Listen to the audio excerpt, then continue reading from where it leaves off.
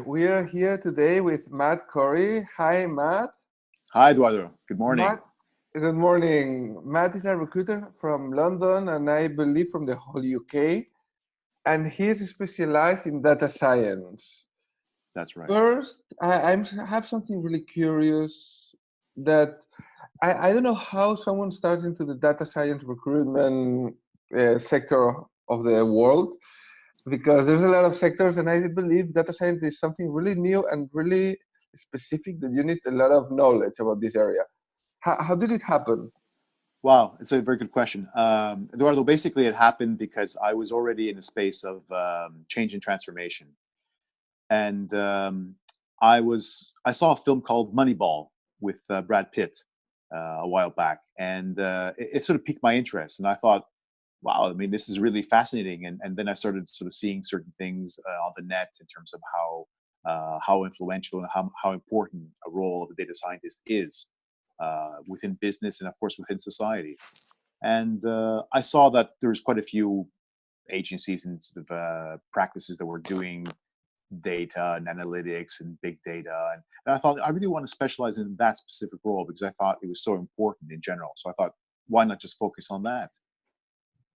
Ah, cool. Really, really good. And do you have any knowledge about data science?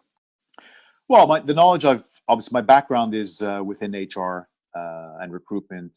I have a psychology background in terms of my degrees, but in terms of data science, no, I'm not a data scientist myself. And there's a great sort of learning curve for me as well, from the learning that I do on my own, the reading, and of course talking to heads of data science, data scientists in general. So it's a big learning curve for me as well. So that's a challenge every day. That's good. Absolutely. But tell me, what do you think a data scientist does? So define a Wow. data scientist, because everybody has a different definition. It's not something. It's just because data scientist is a word that it's like a big bag that you have a lot of tiny things inside. So like inside of a data scientist, you have a big data specialist, but you have someone that predicts, checks images to predict cancer, things like this. So what does a data scientist does? Well, obviously, it comes down to what is required from the client in terms of what is requested onto the data scientist. So you mentioned cancer, for example. That's something which, again, it could be helping a business, it could be helping getting rid of a disease. So the question is, how can that data scientist, through the data, go through it and answer the right questions? Going through it. A data scientist is also very important because it's not just about the data, it's also about being able to be influential with the stakeholders, influential with the business, be able to liaise, be able to present, be able to convince them at times of where to be going, what to be doing, what to be focusing on more. So it's not just the technical, it's beyond. And I think that's what also interests me a lot. It's not just about how good you are in Hadoop or how good you are in Python or how good you are in certain languages, programs. It's not that. What interests me as well is going beyond the technical aspect and focusing on the non-technical, which is the more sort of softer sort of human element that's involved within data science. That's actually a really good answer. I really liked it. I like to know, yeah, sometimes as a data scientist, people confuse us with machines, that we need to have a lot of skills and a lot of plugins. And you need to have them all. You need to know Python, but you also need to know Spark, and then you need to know blah, blah, blah, and Keras. And at the end, you need to be influential with that. That's something that it's extremely important. That's something that when I was talking with Kate, she put a lot of emphasis in that it's necessary to be able to plot data in a way that you can communicate the whole value of the data. And if you cannot do that, you're not worth a data scientist. And then I have another couple of questions, because I don't always have the chance to talk with a recruiter. So I mean, I talk with recruiters all the time, but I don't have the chance to interview them. And it's really interesting for me how a bit in the other side. So like how to learn from you to be a better or a more desirable data scientist. What can I do to be able to be like this, I don't know, this unicorn data scientist that everybody likes and everybody wants to, yeah, wants to hire and pay big money? Of course.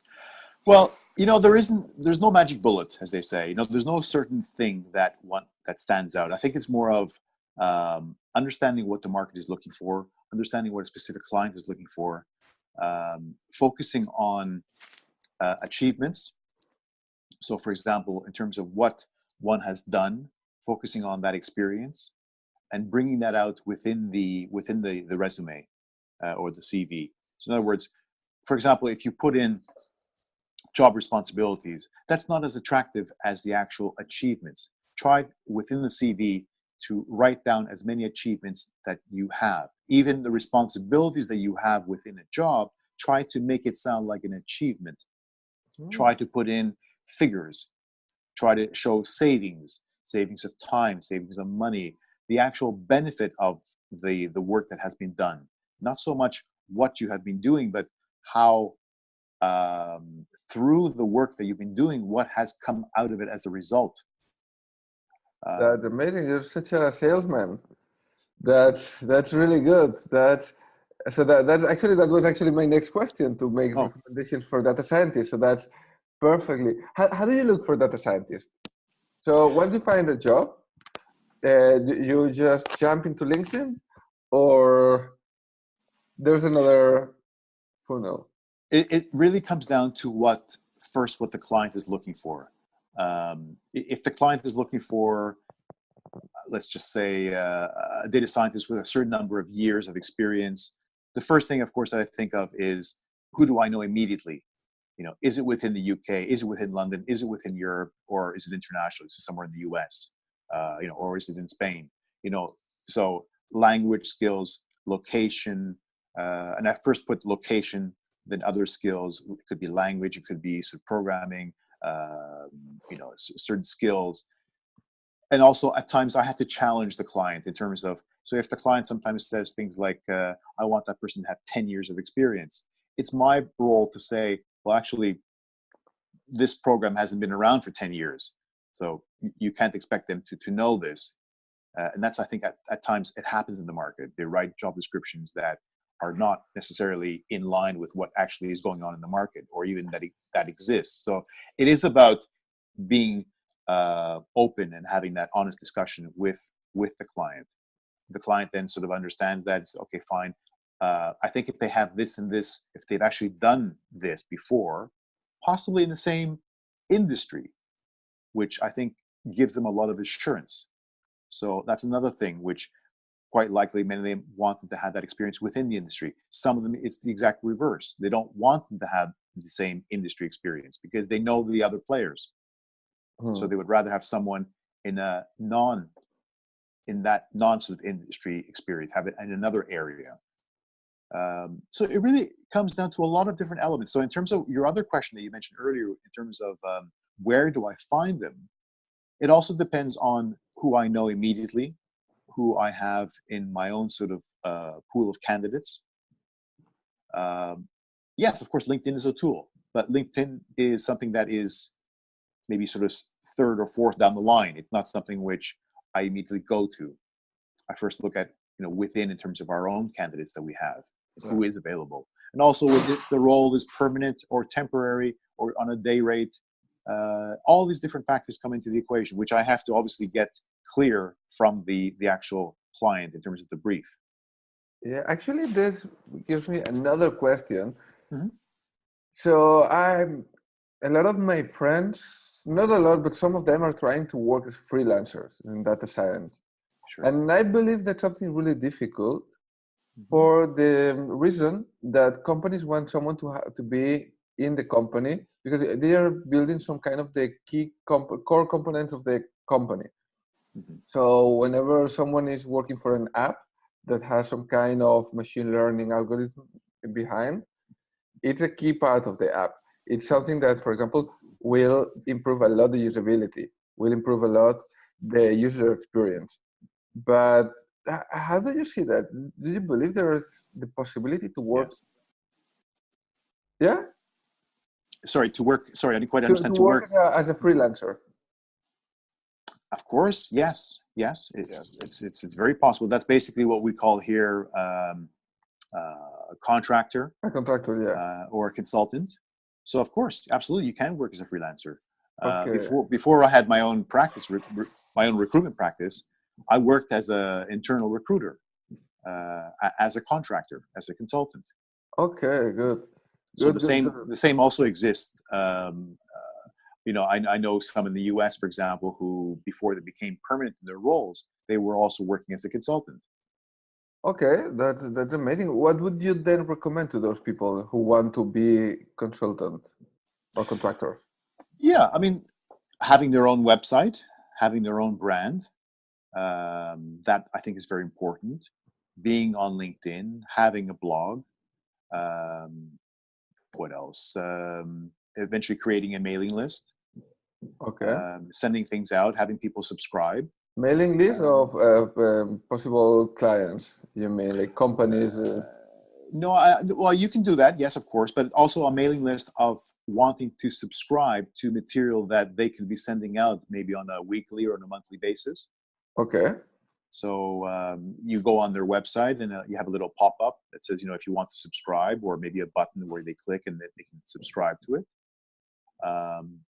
It's just an example of, in terms of marketing, what one can do. There's so many things that one can do, but having a brand with respect to either their name or a brand name that they create.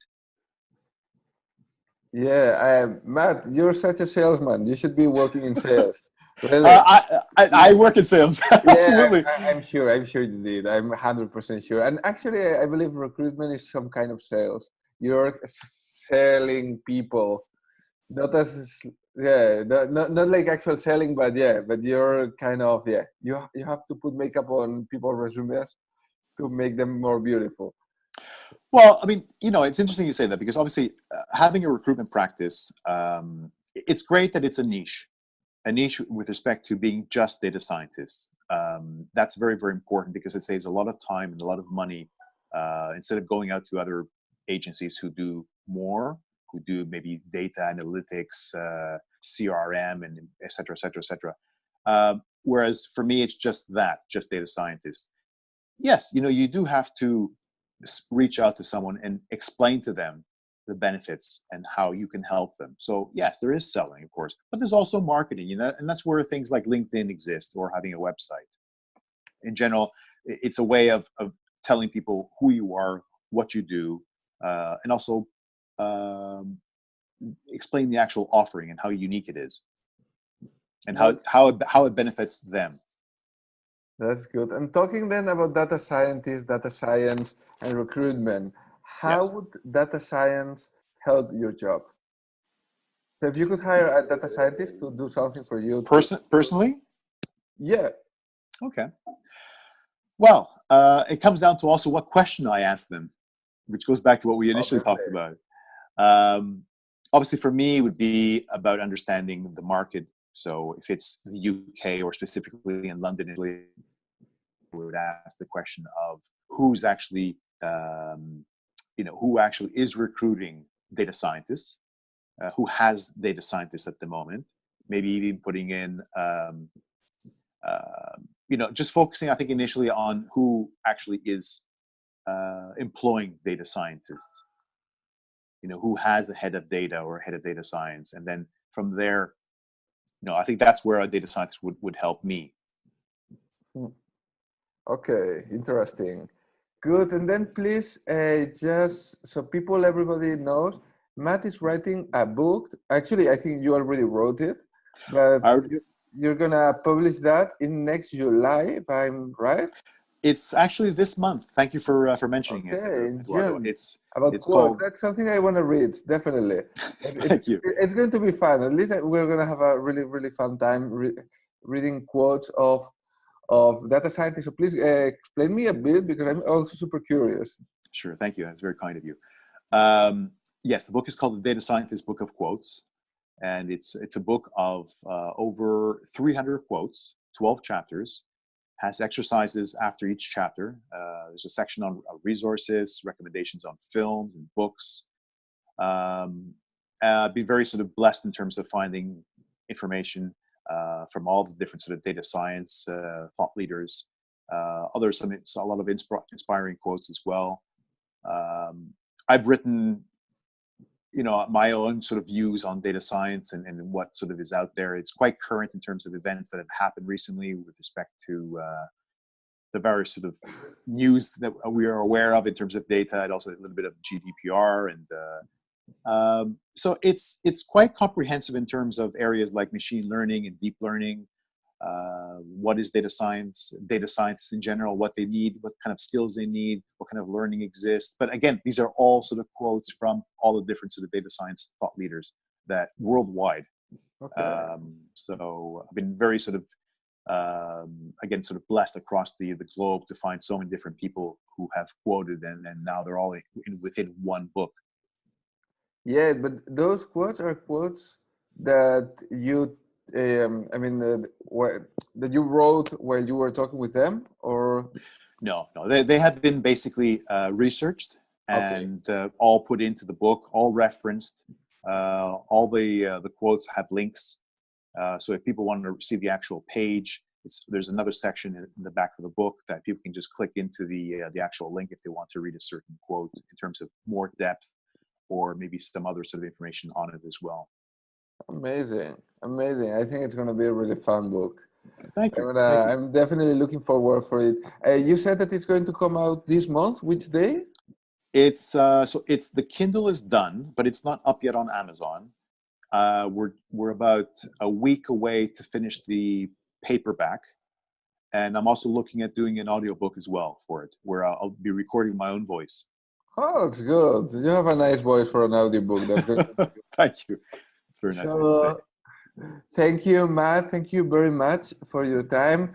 It was Thank you, really Eduardo. interesting for me. Actually, for myself, it was super interesting. That's what I like of those interviews.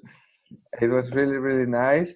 So, thank you. And I Thank you hope for inviting me. you're super lucky with your book.